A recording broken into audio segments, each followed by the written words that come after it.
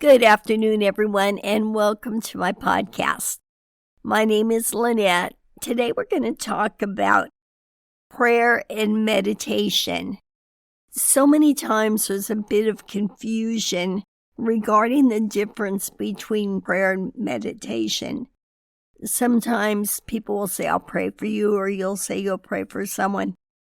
And that's great. It's wonderful.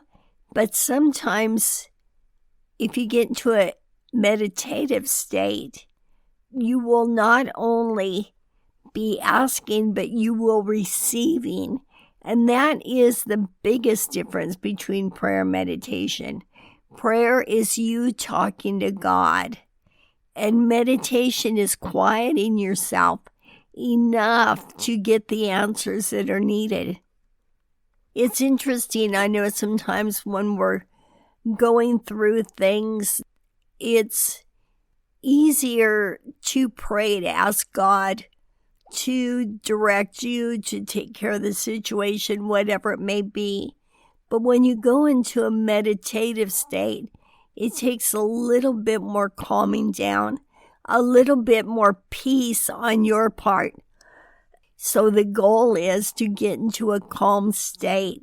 And I really don't know, I assume that's why they always say breathe deeply when you're meditating, because then you're quiet enough to have God give you the answers. And that is so exciting when you get an answer just out of the blue. And it usually comes in a way that you have never thought of, or you wouldn't have thought of. And it's so interesting. It's like just very simple, basic things. Have you ever walked away from a conversation thinking, oh, I wish I hadn't said that, or oh, is he or she mad at me? Did I do this? Did I do that? And it's kind of one of those human things that we do that to ourselves.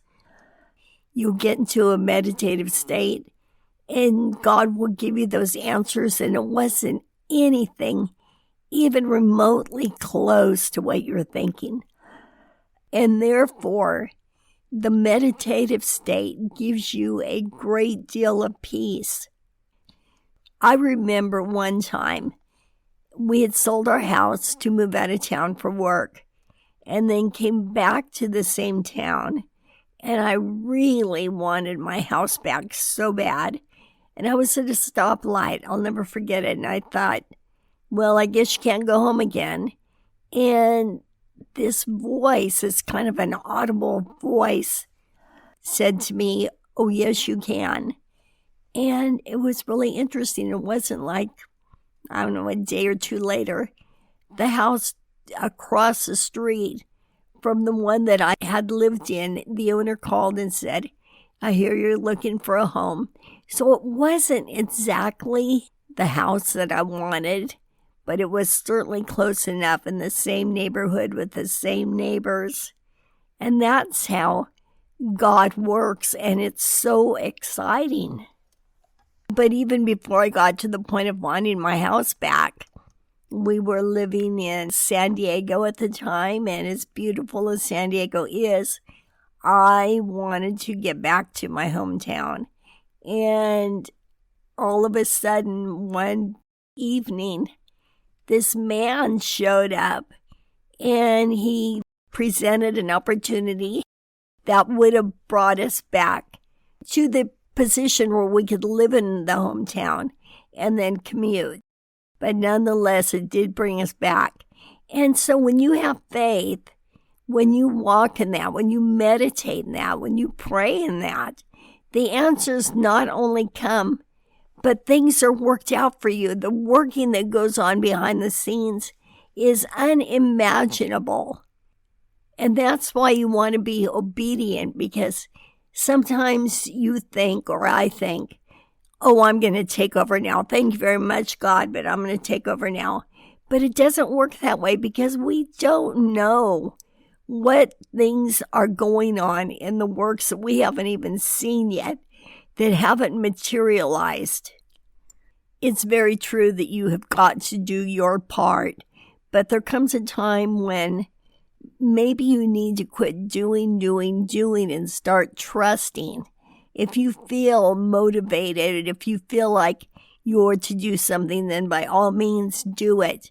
But if you are taking over because maybe you're not having enough faith or you're thinking things are moving too slow, then reel yourself in, slow yourself down. In fact, just the other day, I was approached via email by this web designer, and it sounded so attractive. I immediately signed up, and then I thought, why did I do that? Because even though it's a very reputable company and very good, I felt like I was taking over in terms of getting too many coals in the fire, so to speak. I couldn't handle everything that I had going on at the time. So I need to put the brakes on. And even if I think, oh my gosh, this opportunity may go away. No, if it's your opportunity, if it's meant to be for you, it will not go away. And by all means, this is something I need to learn myself because I find myself jumping into that. And if you notice, that's a scammer's approach. They push you as if it's an urgency because we all tend to jump at opportunities that we feel may leave us, may go away. But that's not the case. The case is, and we all need to remember this, including myself, that if it's your opportunity, if it's meant to be for you, it's not going anywhere. So many times when I have a situation or something that's really bothering me, this is when I should quiet myself, but oftentimes I'd leave the TV on while I'm in bed simply for a distraction. And it doesn't do any good because it just kind of puts the same situation on hold, on the back burner in your head. There's no resolution.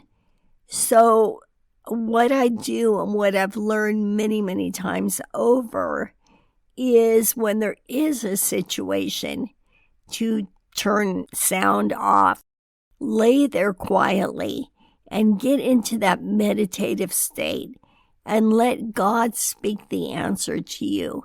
And as I mentioned before, it's usually in the form that we would have never thought of ourselves. But it makes so much sense. I mean, usually the answer is very, very simple. And remember, usually it's not what we think. It's usually not as bad as we think. And that is the absolute exciting part of walking a spiritual walk. Because somebody who does not address this or does not seek this, they have no idea what you're talking about. In fact, I had someone over and I can't remember exactly what we were talking about. And I said something like, you know, when you're really thinking about something and you get that answer. And she just looked at me and said, no. And I realized that people who don't seek or walk in the same walk that we walk in don't respond to that. Or maybe they're getting the answers.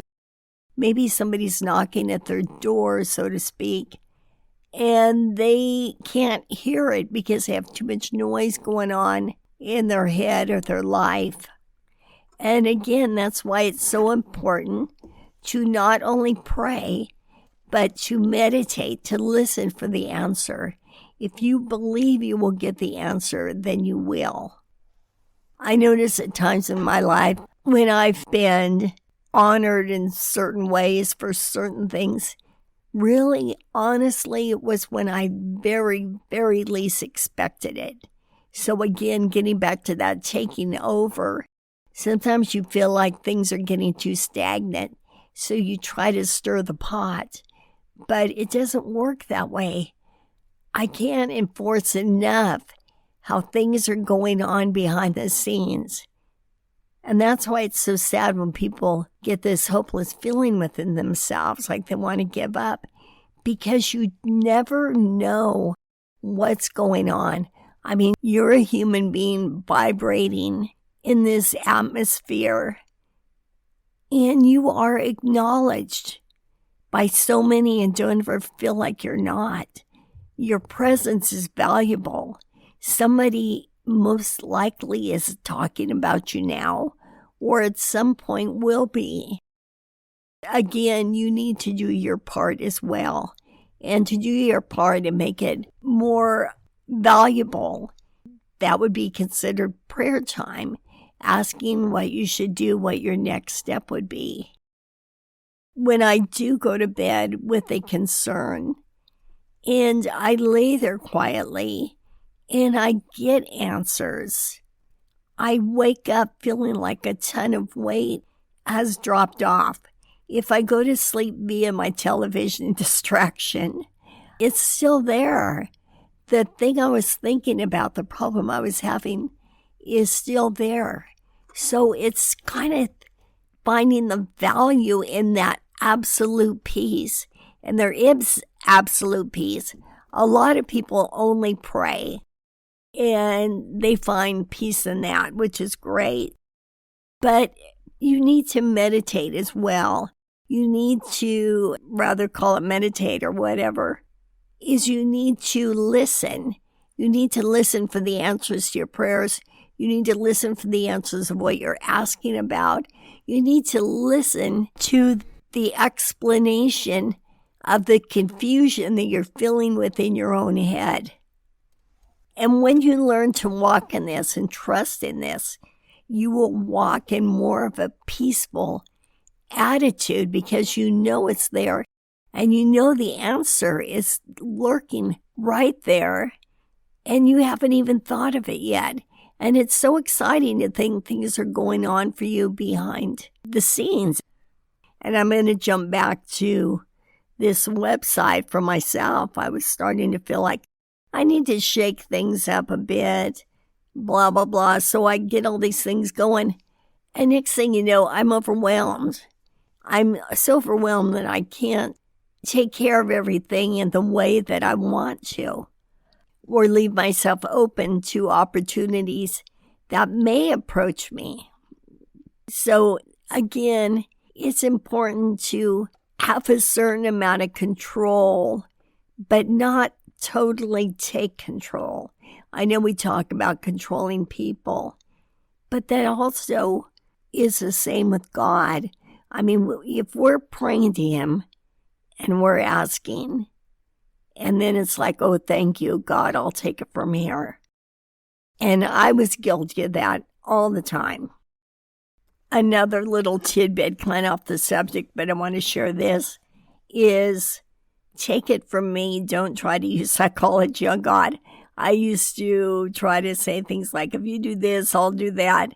Well, it doesn't work that way. I know we try to do that with certain people sometimes, but believe me, it doesn't work.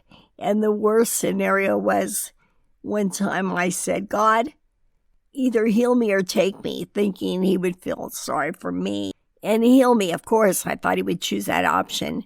But as it turns out, I ended up in the hospital with only 50% chance of living.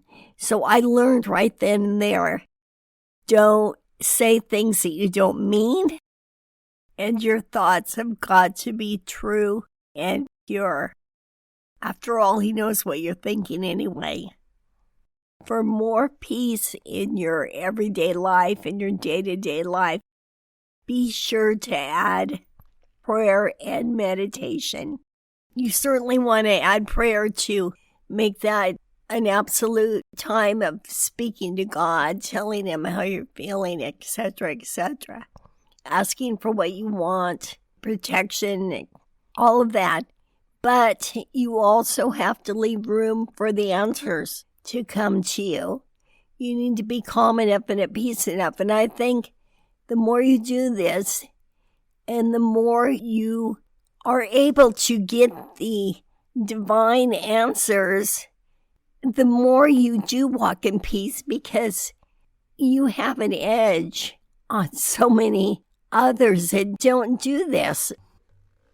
So in closing, I'm going to ask you to make prayer and meditation a part of your everyday life if you don't already, and be open to receiving the answers spiritually. and knowing everything you need, everything you want, everything you desire is out there. God hears you. And no matter what you're visualizing, no matter what you're seeing and hearing, there are things going on behind the scenes that you have never even thought of. With that being said, God bless you. I will talk to you next week. Thank you. Bye-bye.